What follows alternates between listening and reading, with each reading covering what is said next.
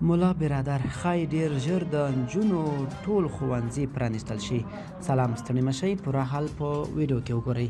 د افغانستان د اسلامي امارت د رئیس الوزرا مرستیال ملا عبدالغني برادر ویلي چې ښایي ډیر ژر د نجونو ټول ښوونځي پرانیستل شي.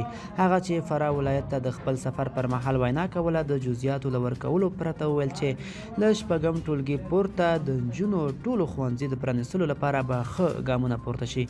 د ملا برادر دا څرګندونې په داسې حال کې دي چې تر دې وړاندې د اسلامي امارت د پوهنې وزارت د نجونو ښوونځیو پرانیستلو ته د خپل چمتووالي ډاډ ورکړی.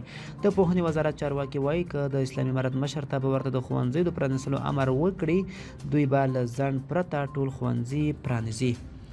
ملګرو، دا به زموږ چمتو شوی ویډیو د لا ښکلي ویډیوګانو لپاره موږ سره پاتې شئ او تر بلې ویډیو ښه وخت ولرئ.